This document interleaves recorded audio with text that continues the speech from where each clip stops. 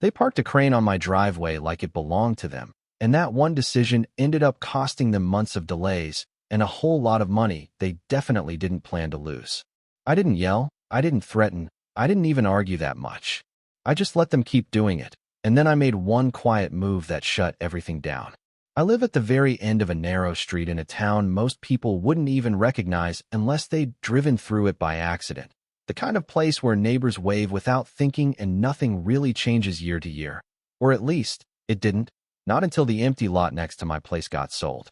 My house isn't anything special, small, older build, a little worn in places, but it's mine, and one thing I've always liked about it is the driveway, long, gravel, slightly uneven, stretching from the street all the way up to my garage, just wide enough to feel like a buffer between me and everything else. That driveway had been there longer than I had, probably longer than the last 3 owners combined, and according to the survey I got when I bought the place, every inch of it sat firmly inside my property line. No shared access, no weird legal gray area, just mine. I didn't think much about that at the time. It was just one of those things you file away and forget until you suddenly can't. The construction started about a month after the lot sold, and at first, I didn't mind it. I mean, progress is progress, right? And I figured a new building next door might even help property values a little. The crews showed up early, trucks rolling in before sunrise sometimes, engines idling, guys shouting over the noise of generators and saws. It was louder than I was used to, sure, but not unbearable. I'd step out in the morning with my coffee, watch them for a minute, then go about my day. One of the guys, I think his name was Luis, started giving me a nod whenever he saw me. Nothing big, just that silent acknowledgement like, hey, we're working here, you live here, we'll try not to be a problem. And for a while, they weren't. Then one morning, everything shifted. I remember it pretty clearly because it was unusually quiet when I first stepped outside, like that strange calm before something starts. No engines, no shouting, just this low mechanical hum coming from somewhere I couldn't immediately place. I got in my truck, backed out of the garage, and started down the driveway like I always did, and then I hit the brakes so hard I actually stalled the engine. There was a crane, a massive, bright yellow crane, sitting right across the entrance to my driveway like it had grown there overnight. Its stabilizing legs were stretched out wide, metal feet pressed into the gravel, and 2 of them were planted squarely on my property. Not near it, not brushing the edge, fully on it. For a second, I just sat there, hands still on the wheel, trying to make sense of what I was looking at, because it didn't feel real, like my brain was waiting for someone to come running up and say, hey, sorry, we're moving it right now. But no one came. Up above, the crane's arms swung slowly, lifting a bundle of steel beams toward the skeleton of the building they were putting up, and somewhere off to the side I could hear voices, casual, unbothered, like nothing about this situation was unusual. I checked the time on the dashboard, figured I'd give them a few minutes. Maybe they were in the middle of something. Maybe it really was temporary. 5 minutes passed, then 10, then 20, and that crane didn't move an inch. Eventually, I shut off the engine, stepped out, and walked down the rest of the driveway, the gravel crunching louder than usual under my boots, probably because I was already getting annoyed. I spotted a guy with a clipboard near the edge of the site, standing like he owned the place, and I figured that had to be the foreman. Hey, I called out as I got closer, keeping my tone level, not looking to start anything. Not yet. That crane's blocking my driveway. He glanced up at me, then over at the crane like he hadn't even noticed it was there, which I found hard to believe given the size of the thing. Yeah, he said, almost casually. It'll just be there for a little while. I followed his gaze back to the stabilizer legs pressed into my gravel. It's on my property, I said, a little more direct this time. I need to be able to get out. He shifted the clipboard under his arm, gave a small shrug like this was all just part of the day. Street's too narrow, he replied. Nowhere else to put it without blocking traffic. This is the easiest spot. The easiest spot. Something about the way he said that stuck with me. Not aggressive, not even rude exactly, just dismissive, like my inconvenience didn't really factor into the equation. I stood there for a second, waiting for him to add something else, maybe an apology, maybe a promise to move it soon. But he didn't. So how long is a little while? I asked. He glanced at his watch, then back at the site. Couple hours, maybe. I looked past him at the crane again, the way it sat there, settled in, like it wasn't going anywhere anytime soon, and I had this feeling, quiet but persistent, that this wasn't a one-time thing. "All right," I said finally, not pushing it further. "I'll wait." He nodded once, already turning back to whatever was on his clipboard. Conversation over. I walked back up the driveway, slower this time, trying to convince myself it wasn't a big deal. Just one morning, just a couple hours. Stuff happens. Construction's messy. But that crane stayed there all day. And the next morning, it was back again. The second morning it showed up, I didn't even bother pretending it might be temporary. I stepped out with my coffee, saw that same yellow arm stretching over the site, and just kind of sighed under my breath like, all right, here we go again. Sure enough, by the time I got to the garage and backed my truck out, the crane had already settled into place, stabilizers down, feet pressed into my gravel like they'd paid rent. I sat there a second longer than I should have, engine idling, staring at those metal legs like they might magically lift if I waited long enough.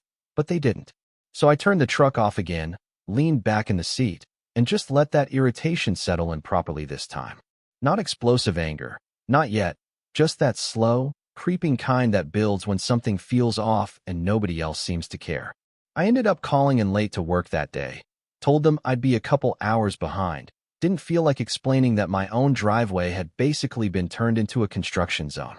Instead, I walked back down there, same as the day before, same gravel crunch, same clipboard guy standing in roughly the same spot. He looked up when he saw me coming, and I could tell right away he knew why I was there. "Hey," I said, keeping it even. "We're doing this again." He gave a small, almost rehearsed smile. "Like I said yesterday, it's just temporary." I nodded slowly, taking a second before I spoke again. Temporary doesn't usually mean 2 days in a row. That got a slight shift out of him, just enough to notice. He adjusted his stance, glanced over his shoulder toward the crane like he was checking how visible the problem was from where we stood. "Look," he said, lowering his voice a bit like we were suddenly having a private conversation. "We're on a tight schedule. That crane's got to be positioned where it can reach everything safely. Street's not wide enough, and we're not blocking traffic permits. This is the only workable angle." I let that hang there for a second, not because I agreed, but because I was starting to understand something about him. This wasn't personal to him. To him, this was just logistics, a problem with an easy solution, and my driveway happened to be it. "That might be your only workable angle," I said, "but it's my property." He exhaled through his nose, not quite a sigh, more like he'd had this conversation before in other places, with other people. "We're not damaging anything," he replied. "We'll be in and out." I looked down at the gravel under the stabilizer foot, already starting to sink slightly under the weight. "You are," I said quietly. "You just don't see it yet." There was a pause there, a small one, but real. And for a second, I thought maybe that would be enough to shift things. It wasn't. He gave a short nod, like he was acknowledging I had a point without actually doing anything about it. "We'll try to keep it quick," he said. Try. That word stuck with me the rest of the day. By the third morning, I didn't go down there right away. I just stood on my porch, coffee in hand, watching them set up like it was routine, because at that point, it was. The crane rolled in, positioned itself, legs came down, and just like that, my driveway wasn't mine anymore for the next several hours. Luis caught my eye that morning and gave me a small, apologetic nod, the kind that says I know this isn't right, but it's not my call. I nodded back, because I understood that part. Most of those guys were just doing their jobs. It was the decisions above them that were the problem. That afternoon, I pulled out the folder where I kept all my house paperwork, closing documents, inspection reports, the survey. I hadn't looked at it in years, but I knew exactly where it was. Sat down at the kitchen table, spread everything out, and found the page I was looking for. The boundary lines were clear, clean, measured, documented. The driveway wasn't shared, wasn't partially public, wasn't anything but fully inside my lot. No easements, no exceptions, no fine print that gave anyone the right to use it without permission. I traced the line with my finger, just to be sure, then leaned back in the chair and let out a slow breath. "Okay," I said to myself, quiet, almost calm. Because at that point, it stopped being about inconvenience. It became about principle. The fourth day, I didn't go talk to the foreman at all. I didn't argue, didn't ask, didn't wait around hoping they'd do the right thing. I just started documenting everything. First it was photos, wide shots showing the crane across the driveway, close-ups of the stabilizers pressed into the gravel, angles that clearly showed the property line relative to where the equipment sat. Then video, slow pans, timestamps visible, me narrating quietly in the background so there was no confusion about when it was happening. Day 4. I set into my phone at one point, standing just off to the side. Crane blocking full driveway access again. Stabilizer legs fully inside property line. I wasn't angry when I said it. That's the part that might have surprised people. I was focused. There's a difference. By the 5th day, it almost felt like a routine on my end too. Wake up, see the crane, record it, log the time. I even started noticing patterns. They usually rolled in around 7:15, had the legs down by 7:30, and didn't move the thing until well past noon. Plenty of time to block someone from leaving their own property. That same afternoon, I got in my truck, after they'd finally cleared out, and drove down to the city permit office. It wasn't far, maybe 15 minutes away, tucked into a low, beige building that looked like it hadn't been updated since the early 2000s. Inside, it was quiet, fluorescent lights, a couple people at desks, the faint hum of an old printer somewhere in the back. I walked up to the front counter, told the woman there I had a question about a construction project on my street, and asked if I could see the permits associated with it. She gave me a look. Not suspicious, just curious, like she was trying to figure out how involved I was about to get. Address? She asked.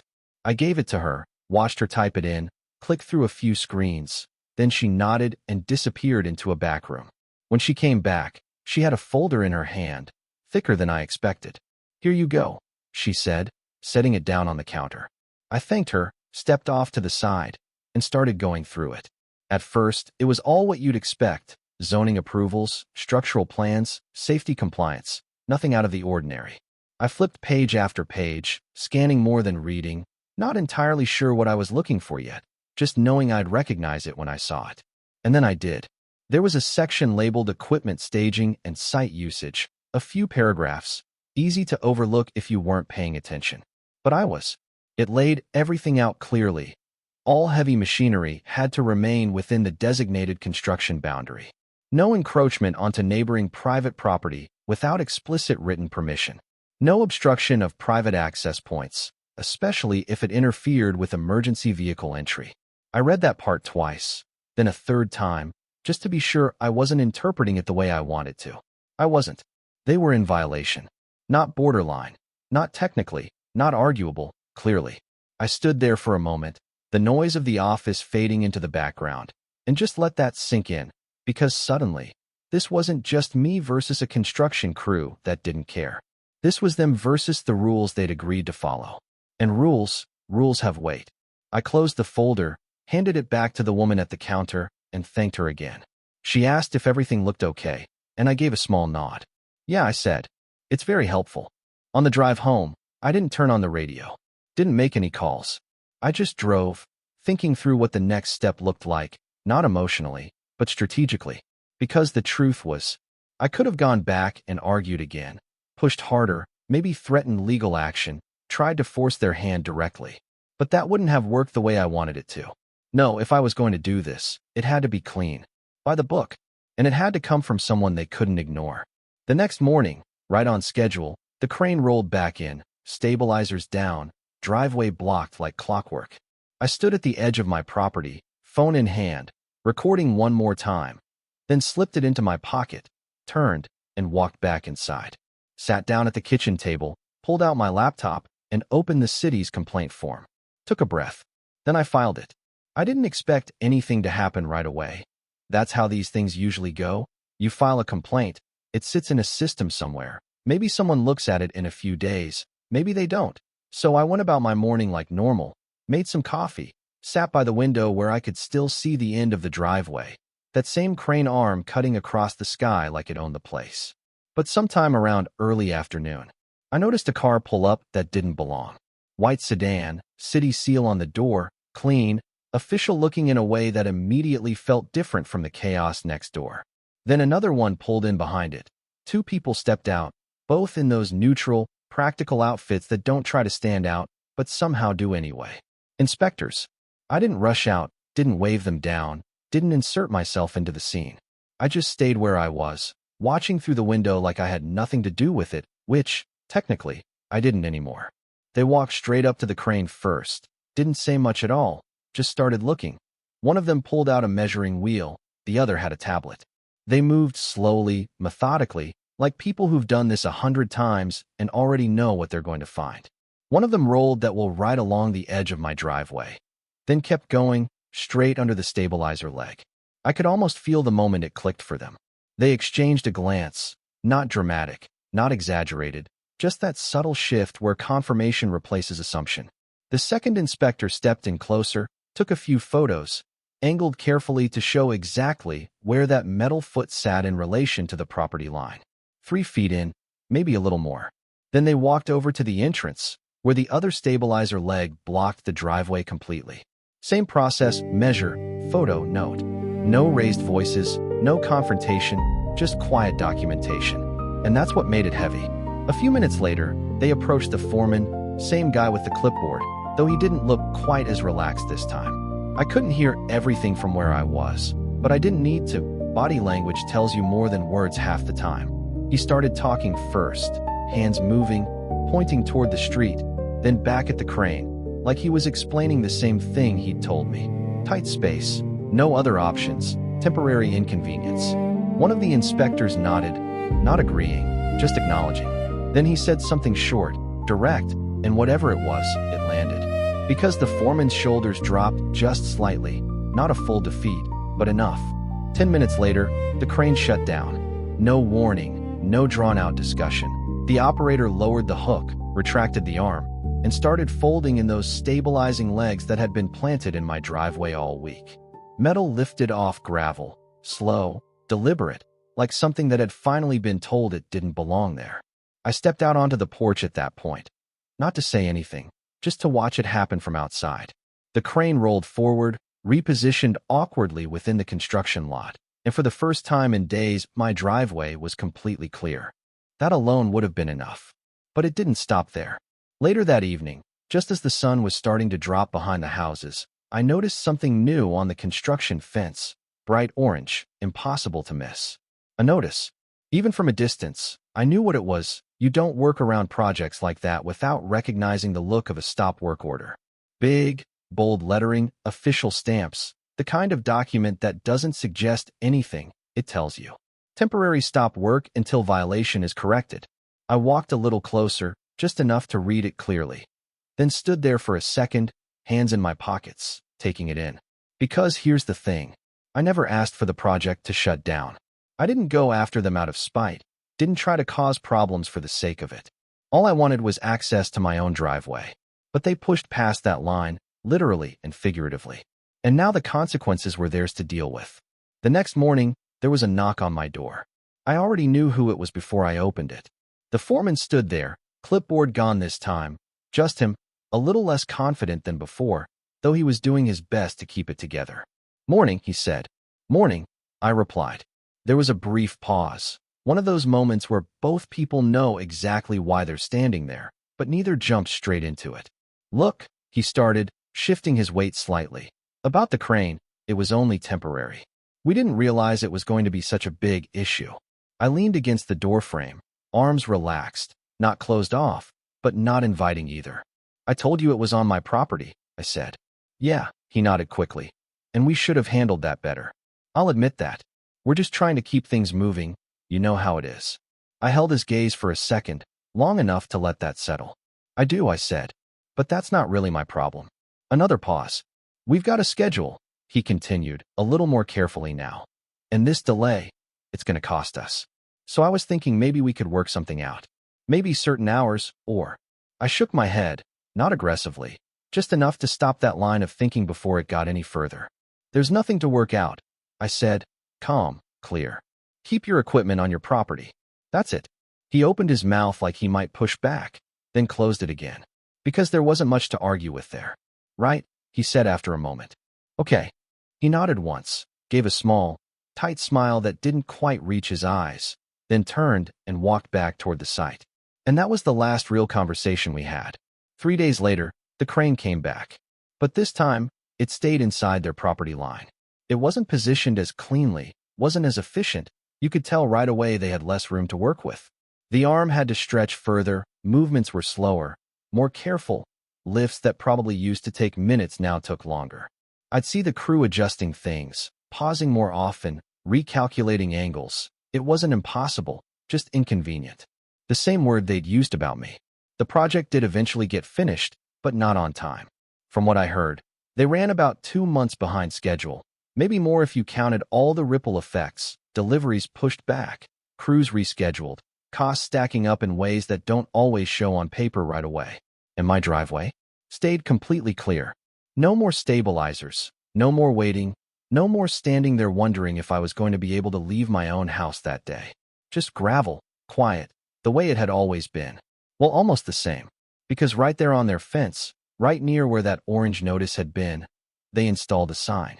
Simple, direct, impossible to misunderstand. Construction vehicles must stay inside property line. I saw it the first time as I was pulling out one morning, slowed down just a little to read it again, even though I didn't need to. And I'll admit, I smiled.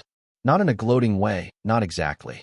More like a quiet kind of satisfaction, the kind you get when something that fell off finally gets corrected, not by force, but by truth. Because at the end of the day, this wasn't about winning. It was about boundaries. And sometimes, the smallest line on a piece of paper turns out to be the most expensive one to ignore. Now I'm curious what you think. Was I too strict about it?